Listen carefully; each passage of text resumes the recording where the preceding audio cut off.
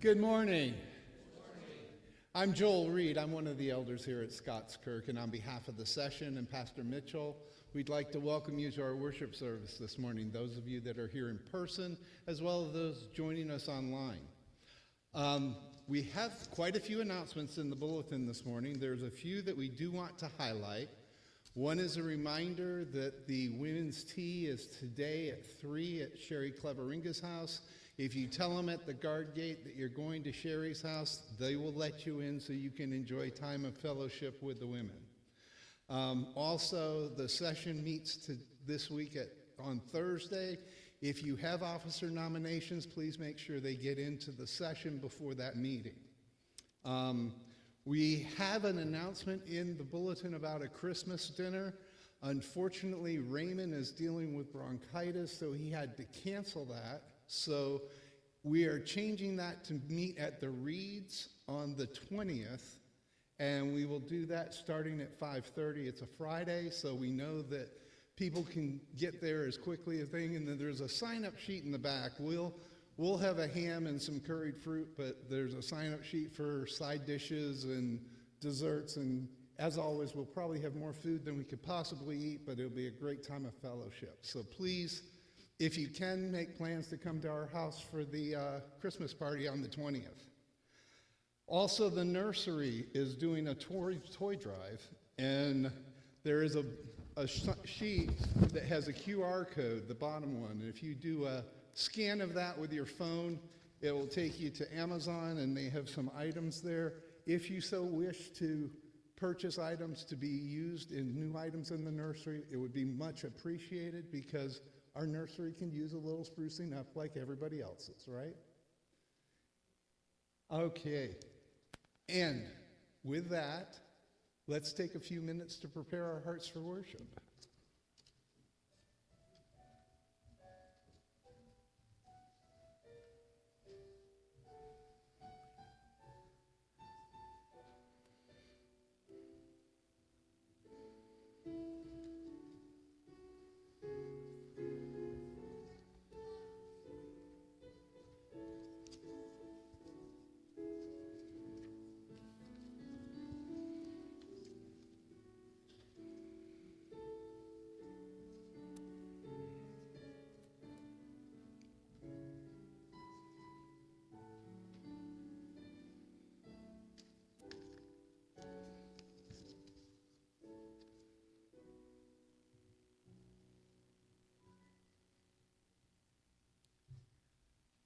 For our call to worship this morning, I'd like to have us turn to Psalm 29, two verses 1 and 2. Ascribe to the Lord, O heavenly beings. Ascribe to the Lord glory and strength. Ascribe to the Lord the glory due his name. Worship the Lord in the splendor of holiness. Well, let's stand and sing to this glorious God who we worship from the Trinity hymnal number 218, Angels from the Realms of Glory. Let's stand and sing this together.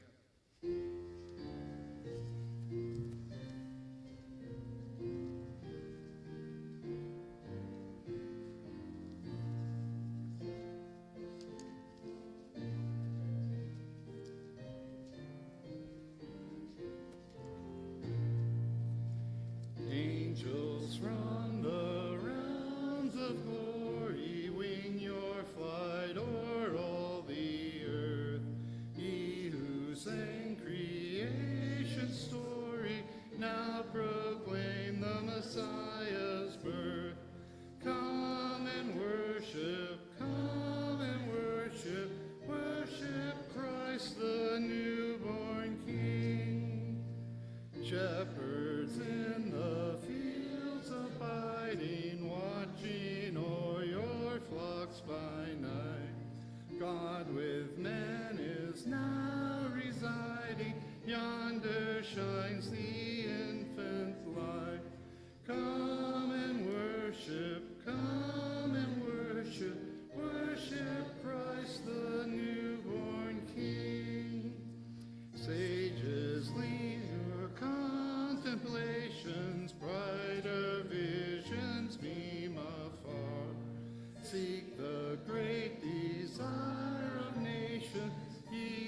have seen his natal star. Come and worship, worship Christ the newborn King.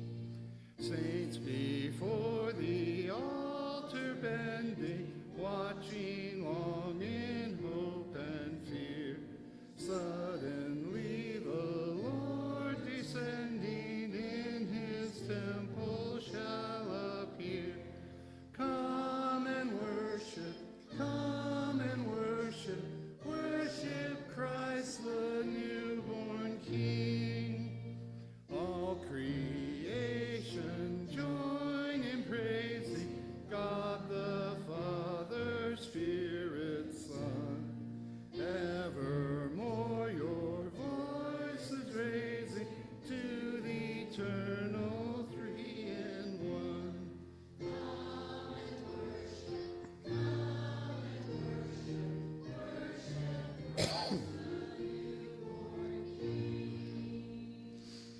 Let's pray.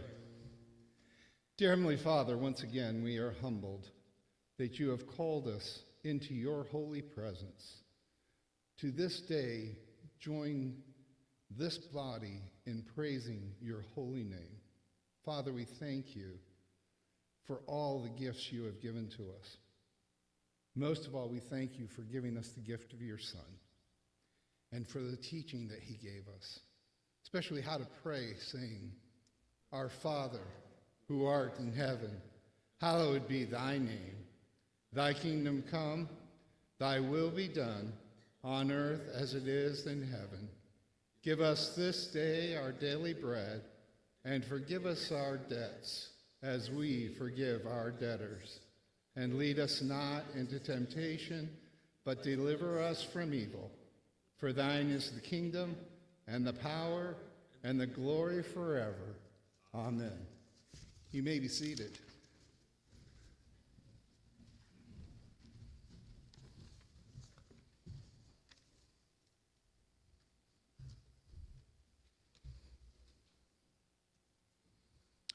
It is not only appropriate, but vital to the Christian to confess his sins before the Lord. Our confession of sin today is from Romans 3, verses 10 through 20. As it is written, there is no one righteous, not even one. There is no one who understands. There is no one who seeks God. All have turned away. They have together become worthless. There is no one who does good, not even one. Their throats are open graves. Their tongues practice deceit. The poison of vipers is on their lips. Their mouths are full of cursing and bitterness. Their feet are swift to shed blood. Ruin and misery mark their ways, and the way of peace they do not know. There is no fear of God before their eyes.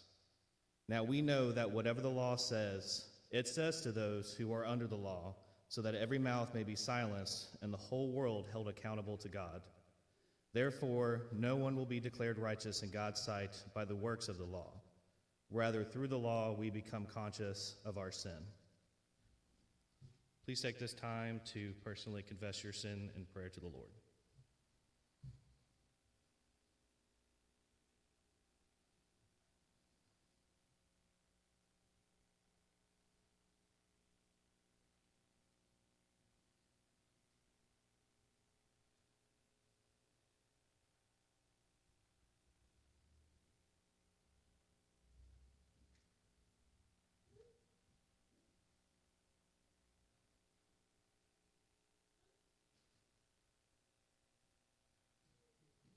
In Christ's name we pray.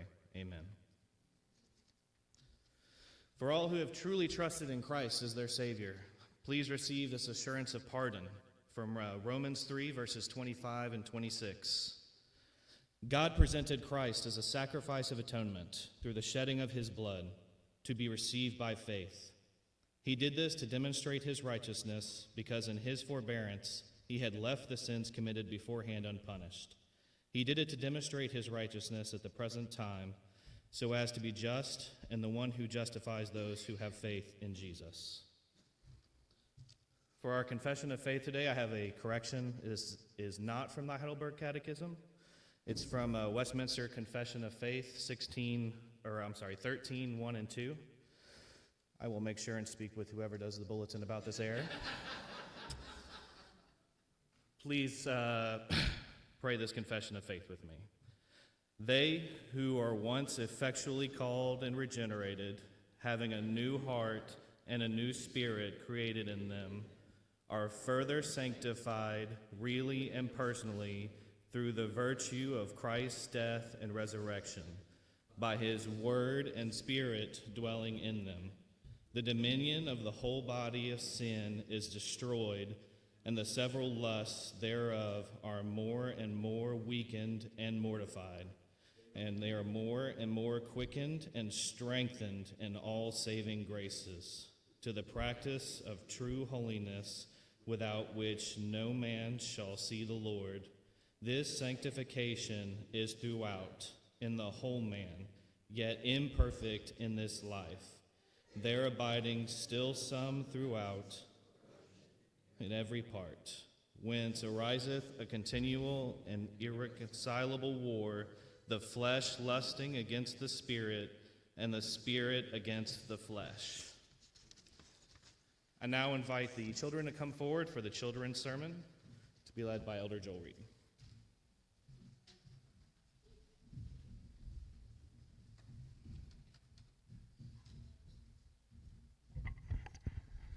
All right. So, we've been talking about Paul, right? And we've been talking about what? Ooh, I know it's a tough question, but we've been talking about works or the law and what God through Christ did for us and how those come together, right? So today, Paul is going to talk more about it, okay? How many times have you seen somebody do something good?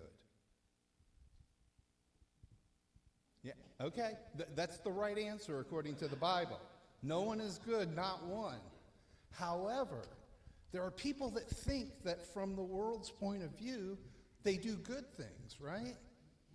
But yet, they're not Christians. So is it really good? Nope, not at all. Gosh. I should get you guys up here to do this and I'll sit down.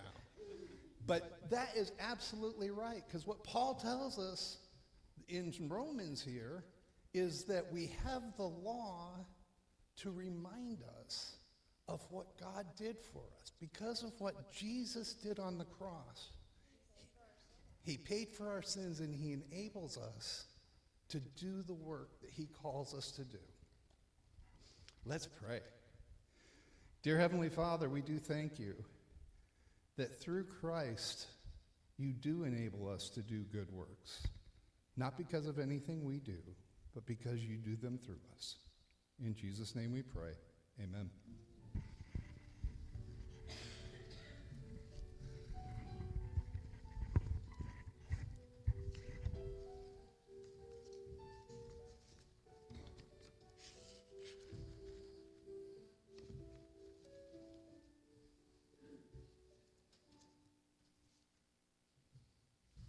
Thank you, Joel. For our scripture reading this morning, we're going to read Psalm 1. Blessed is the man who walks not in the counsel of the wicked, nor stands in the way of sinners, nor sits in the seat of scoffers. But his delight is in the law of the Lord, and on his law he meditates day and night. He is like a tree planted by streams of water, that yield its fruit in its season, and its leaf does not wither. In all that he does, he prospers. The wicked are not so, but are like chaff that the wind drives away. Therefore, the wicked will not stand in the judgment, nor sinners in the congregation of the righteous. For the Lord knows the way of the righteous, but the way of the wicked will perish. The grass withers and the flower fades, but the word of the Lord remains unchanged.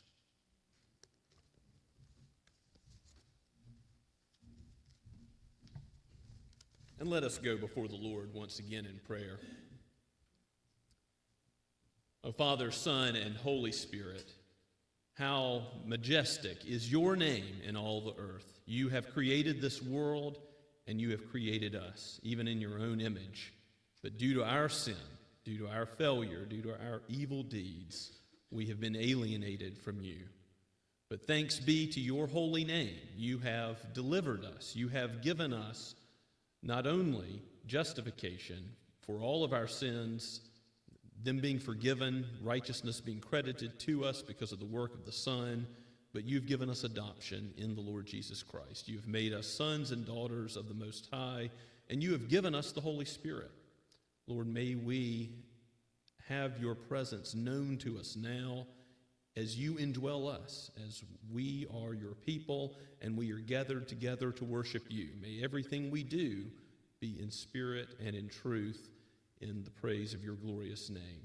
And Lord, as we go from this place to the various callings you have given us through the week, give us, Lord, the grace to live according to your glory in all that we do, whether we eat or drink or do anything whatsoever. May we do it to the praise of your glorious grace. For if we did not praise you, the rocks would cry out. This is the world you have made, and you have ultimately made it to restore and make all things new because of the blood of Christ.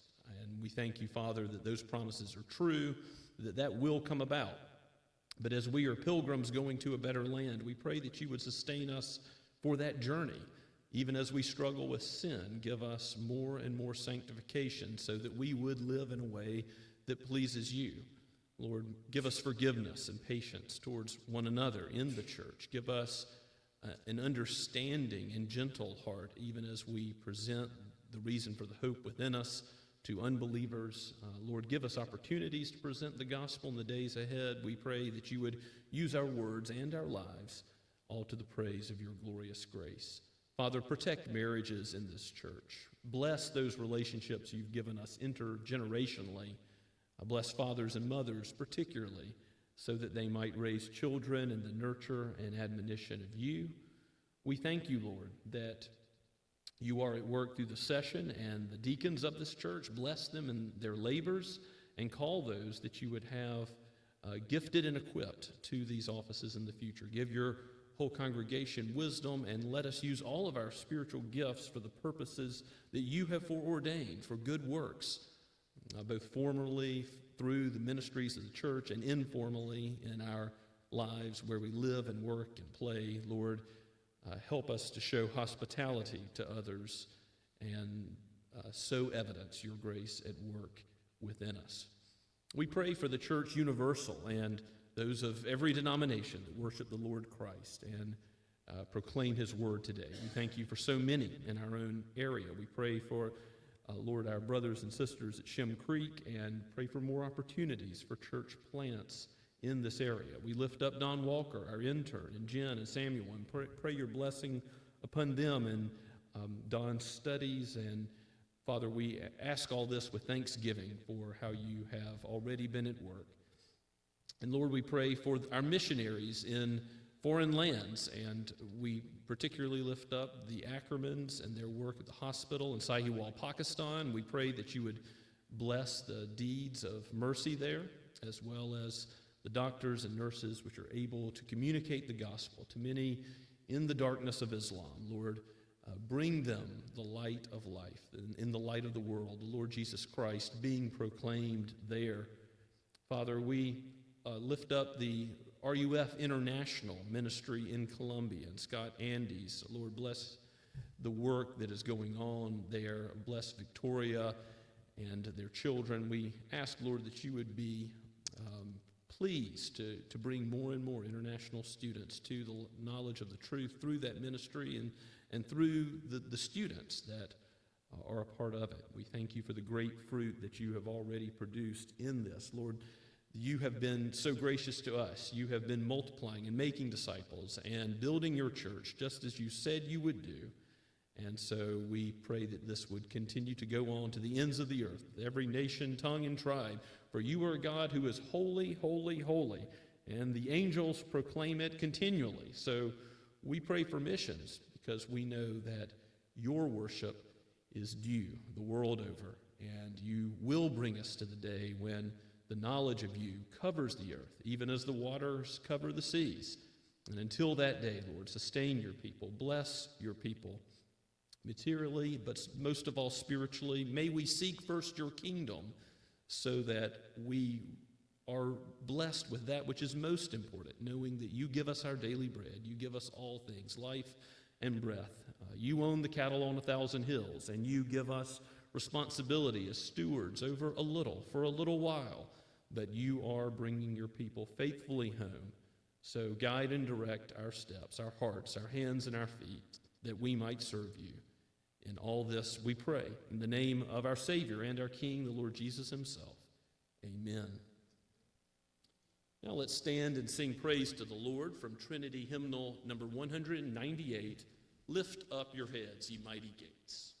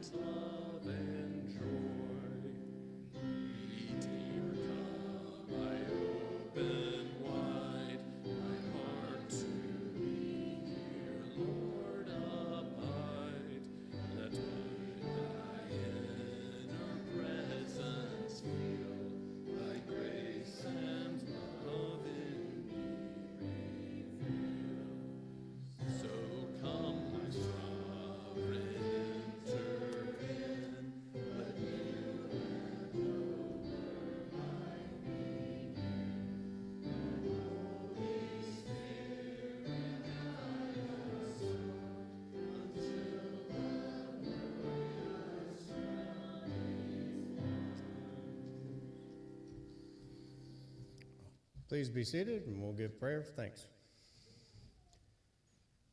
Lord, we thank you so much for this time and this day and this season, Lord, that we can come together and worship you.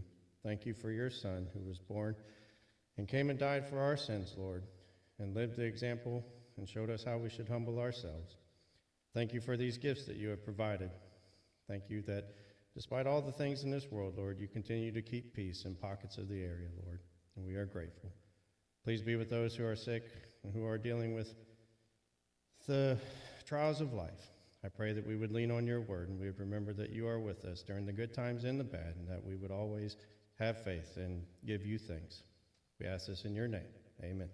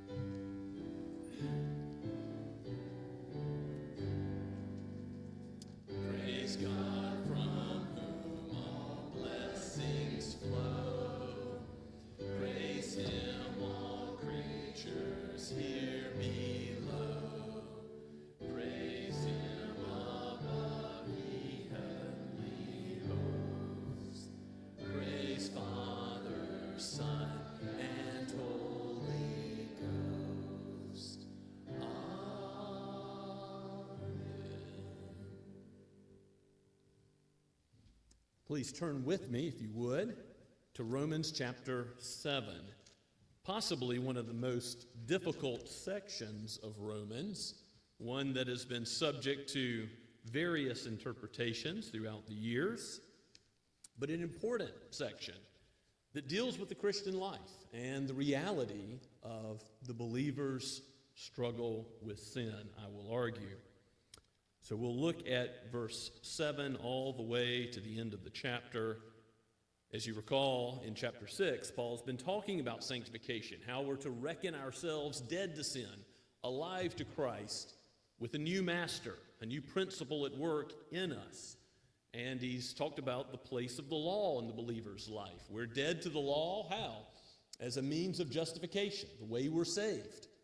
But what place does the law have? Paul's going to answer that question initially, and then ask the obvious question. If we are dead to the law, if we are no longer under the rule of the principle of the flesh and of sin, if we have a new master in Christ, why is it that we still sin? Why is it that we still struggle and stumble and fall? So let's give our attention to God's word, again, penned by the Apostle Paul, breathed out by the Holy Spirit for each of us today at verse 7. What then shall we say?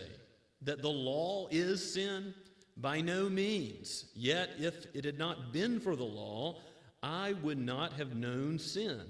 I would not have known what it is to covet if the law had not said, you shall not covet.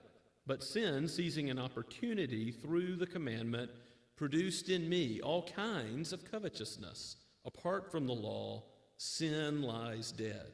I once was alive apart from the law, but when the commandment came, sin came alive, and I died. The very commandment that promised life proved to be death to me. For sin, seizing an opportunity through the commandment, deceived me, and through it killed me. So the law is holy, and the commandment is holy and righteous and good. Did that which is good then bring death to me? By no means. It was sin producing death in me through what is good, in order that sin might be shown to be sin, and through the commandment might become sinful beyond measure. For we know that the law is spiritual, but I am of the flesh, sold under sin. I do not understand my own actions, for I do not do what I want, but I do the very thing I hate. Now, if I do what I do not want, I agree with the law that it is good. So now it is no longer I who do it, but sin that dwells within me. For I know that nothing good dwells in me, that is, in my flesh. For I have the desire to do what is right, but not the ability to carry it out. For I do not do the good I want, but the evil I do not want is what I keep on doing. Now if I do what I do not want, it is no longer I who do it, but sin that dwells within me. So I find it to be a law that when I want to do right, evil lies close at hand. For I delight in the law of God, in my inner being. But I see in my members another law, waging war against the law of my mind and making me captive to the law of sin that dwells in my members. Wretched man that I am, who will deliver me from this body of death? Thanks be to God, through Jesus Christ our Lord. So then, I myself serve the law of God with my mind, but with my flesh I serve the law of sin.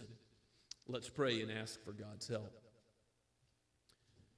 O Lord Jesus, how we need your word, how we need to depend on it more than the daily physical bread that you give us so faithfully. O Holy Spirit, take your word and apply it to our hearts so that in the whole man we are renewed, changed more and more to be like you, O Lord Jesus. O Father, guide and direct your people so that we understand what you have done and are doing and will do through the gospel, through the Lord Jesus Christ, in the lives of your people, more and more to the praise of your grace. We pray this in Jesus' name. Amen. So in the context of Paul talking about the law, we have this section of he does what he doesn't want to do, and what he wants to do, he fails to do. The struggle that some have said is picturing an unregenerate unbeliever and how they struggle with sin. But I think there is evidence here that this is a believer. This is Paul's autobiography that's coming into play as a Christian, as someone who struggles with sin after conversion. And that makes sense in the context of chapter 6. He's already talked about how we're united with Christ. We're no longer slaves to sin. We have a new master. And yet, in that context, we have this discussion of the law. So look back with me about the law's place in verse 7. Paul just asks the question directly. What shall we say then? Is the law sin? Since we are released from it as a means of justification. And his answer, by no means. As earlier, can we live any way we want because Christ has died for our sins? No. May it never be. By no means. And then he says, yet if it had not been for the law, I would not have known sin. So part of the positive way the law has been at work is that now the exceeding sinfulness of sin is discovered to Paul. He says, I would not have known sin if it were not for the law. The law says, do not covet. And then sin, verse 8, seizing an opportunity through the commandment, produced in me all kinds of covetousness. My mother tells me a story that when I was 2 years old, she would draw a line on the ground on a piece of paper and say, Jimmy, don't cross this line. And I would literally just put one toe over it. An example of human nature. And Augustine illustrates the same thing in his famous Confessions of the early church father, 4th century A.D. I've got a quote in the outline from this portion of his Confessions where he talks about stealing pears, and you can read it with me. He says, we carried off a huge load of pears, not to eat ourselves, but to dump out on the hogs, after barely tasting some of them ourselves. Doing this pleased us. Why? All the more because it was forbidden. It was breaking the rule. That's how sin seized the opportunity to produce in us by the law this exceeding sinfulness. He says, doing this pleased us all the more because it was forbidden. Such was my heart, O God. Such was my heart, O God. It was seeking there that... such was my heart, which thou didst pity, even in the bottomless pit. Behold, now let my heart confess to thee what it was seeking there when I was being gratuitously wanton, having no inducement to evil, but the evil itself. Seeking the evil just because it was forbidden, because it would be marked out by the commandment as something we should not do. And that's the way sin is by the law. When we see our sin under the law, we rightly see how wrong it is. Now, that's good that it gives that conviction. And the apostle asks, is the law sinful because it shows us the sinfulness of sin? Absolutely not. I once was alive apart from the law, verse 9 says, but when the commandment came, sin came alive and I died. The very commandment that promised life, if you were to keep it perfectly, proved to be death to me. Because we can't keep it perfectly. For sin, seizing an opportunity through the commandment, deceived me and killed me. He's got the commandment as an assassin here, sin as the assassin, using the commandment to kill off the old nature of the believer. So the law is holy and the commandment is righteous, holy and righteous and good. God is holy, holy, holy, the angels say in Isaiah 6:3. So his commandments, they are holy. And time and again in the Old Testament he says, be holy, for I am holy. Again, repeated in the epistles of Peter. This statement about God and his goodness, his righteousness, his holiness that is throughout Scripture shows us with the moral law, it reflects the character of God. And so there's nothing wrong with it. What's the problem? It's internal. It's with us. The problem is our sin is shown by the law to be the exceeding sinfulness and offense to God that it is. In Psalm 51, David says that it is against you and you only that I have sinned. Verse 4. That's how the believer must see sin. So it's right. It's the believer's response that sin is revealed by the law. The law is holy and good. Paul wants you to know that. It's a serious error to think that the law is not a guide for righteousness, a guide for the Christian life. No, the law is good. But then connecting that, verse 12, with the rest of the chapter and this struggle in the Christian life, look at how verse 13 makes the connection in the context of law. Did that which is good, the law, bring death to me? By no means. It was sin producing death, because we are the problem. It's our sin within. It is sin that produced death in me through that which is good, the law, in order that sin might be shown to be sin, and through the commandment might become more sinful beyond measure. That is, we see sin for what it is more and more. So a few arguments that this section from verse 13 to 25 is about a believer. First of all, go back to Romans chapters 1 through 3, where Paul is arguing that all have sinned and fallen short of God's glory. And what we confessed in our confession of sin this morning in the reading from Romans 3, there's not one who does good, no good at all. In either those who have the law or who don't have the law, all are condemned as sinners outside of Christ. So that's quite different than what we see here, because Paul is already saying the law shows me our sin and shows him his sin, and then by implication the sin of all believers. But Paul also fights sin. What he wants to do, he doesn't do. The fact that he wants to do right in verses 16 through 22 shows that battle is a sign of life. And ultimately, of course, verse 24, he gives thanks for the redemption, the deliverance from sin that's in Christ. So that is something only a believer can do. That is not something that an unregenerate person would do. Give thanks to God for the deliverance he's given. So go back to verse 13, or verse 14 rather. For we know that the law is spiritual, and I am of the flesh, sold under sin. This is one of the starkest statements that Paul writes in this whole section, because yes, he has a new master. He's dead to sin, dead, no longer connected to Adam, but connected to Christ as his Lord. And so the law, as a means of justification, is not his master, but Christ he serves out of thanksgiving. So why would he say, I am carnal, I am fleshly, I am sold to sin? Have you ever struggled with sin? You ever find yourself doing that which you don't want to do? Again and again. You see, the reality of the old man, the principle of Christians keep on sinning, is what Paul is trying to communicate in very strong terms. He's not saying that the old man is still our master. He's not saying that.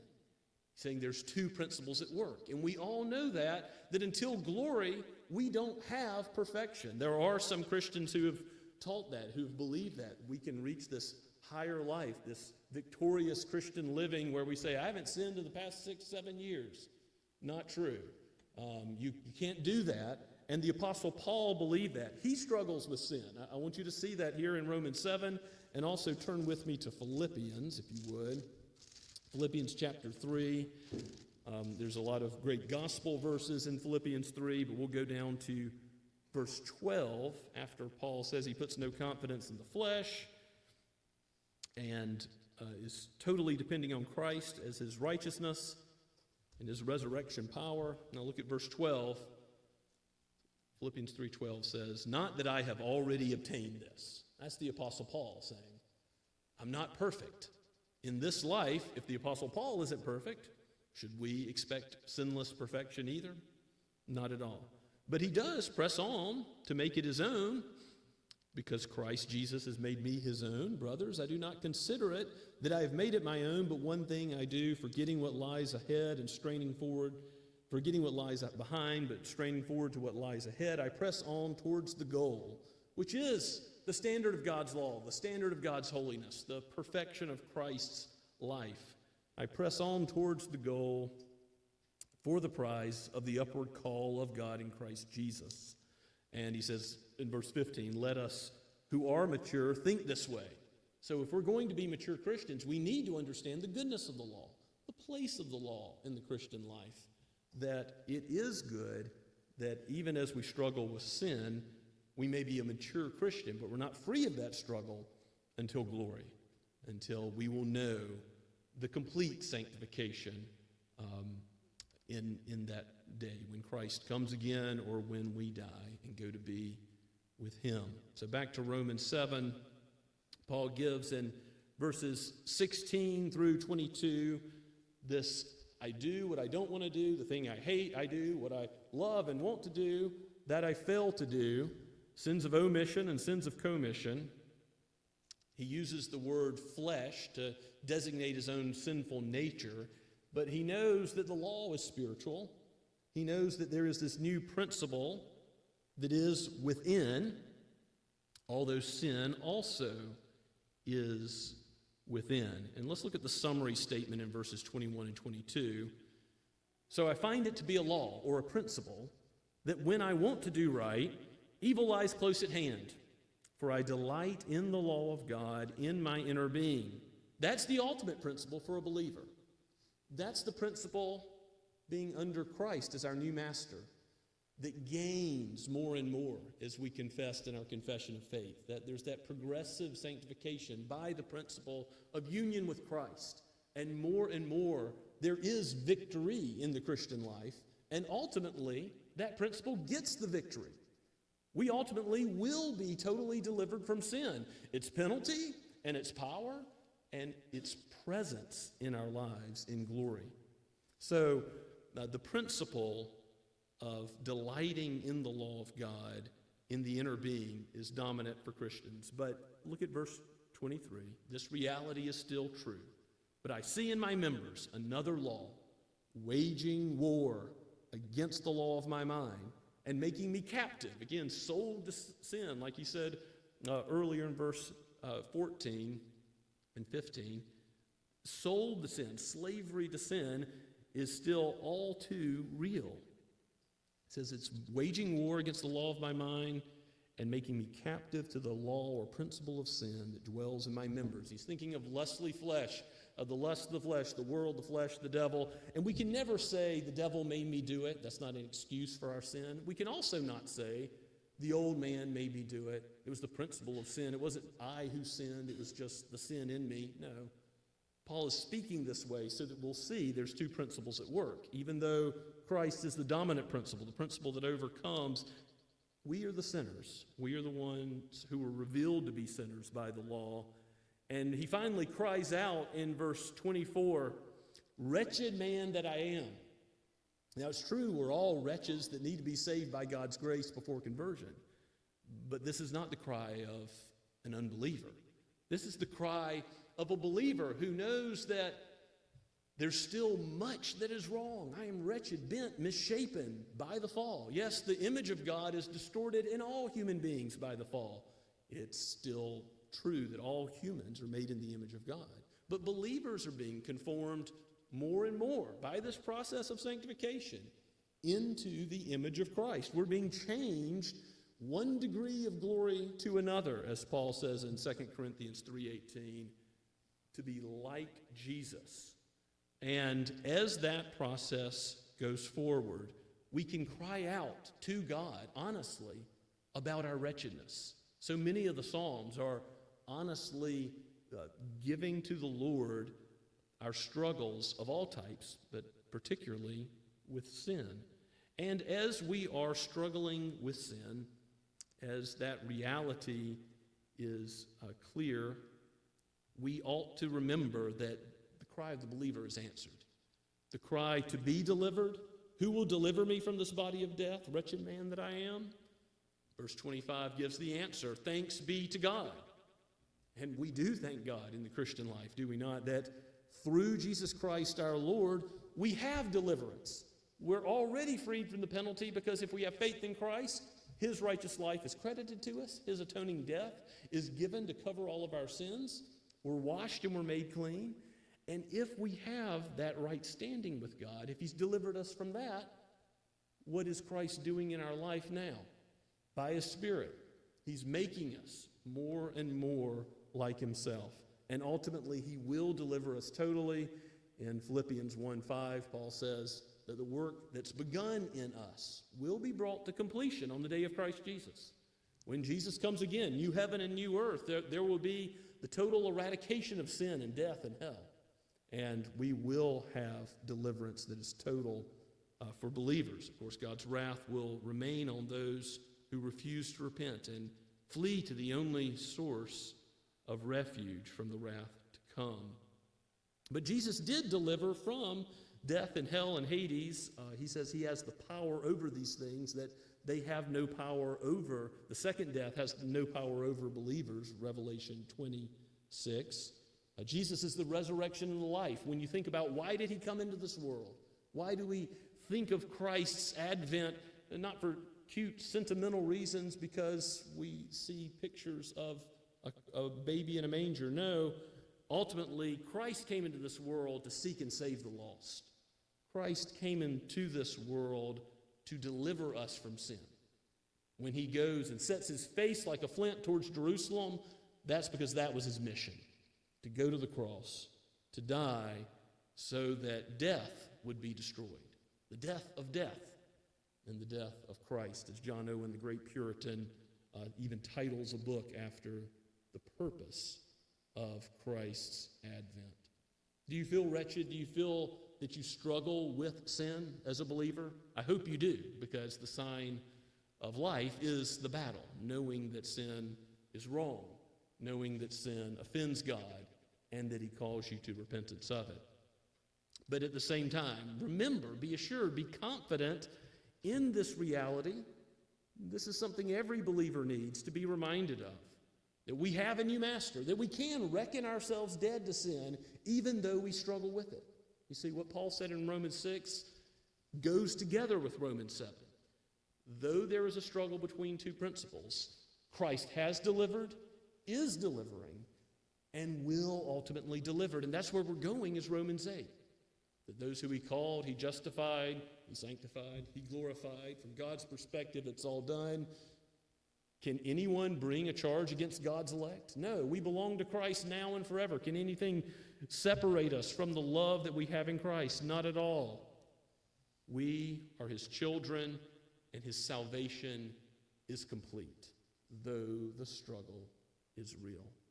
Continue to go to God when you struggle with sin, knowing that he has provided all that we need for its ultimate overcoming, and even overcoming death. Let's pray together. Father, we thank you for this text, for the work of the Lord Jesus as deliverer, as the one who gave himself up, laid down his life, and gave up all the prerogatives of heaven for the very purpose of coming to die, to secure a people for himself. Lord, give us confidence that your law, your word, is good and righteous and holy, so that we would turn away from sin, so that we would see it for the horror that it is and live as accords your disciples, as it befits those who have a master who is in heaven, who is reigning, and will one day take us home. We pray all this in Jesus' name. Amen. And let's sing the praise of the Lord now as we turn to hymn number 207, Good Christian Men, Rejoice.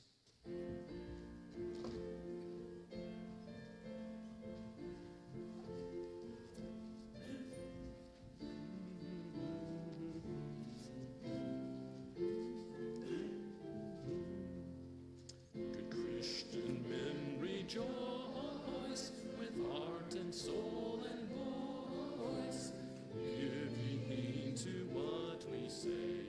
Jesus Christ is born today, earth and heaven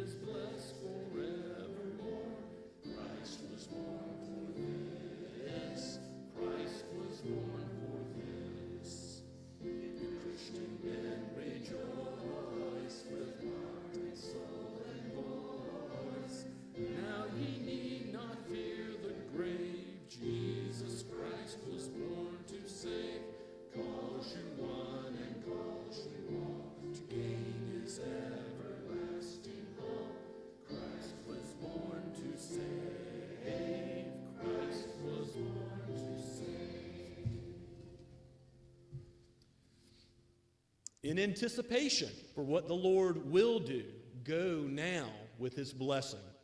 Now may the God of peace himself sanctify you completely, and may your whole spirit and soul and body be kept blameless at the coming of the Lord Jesus Christ. Amen and amen.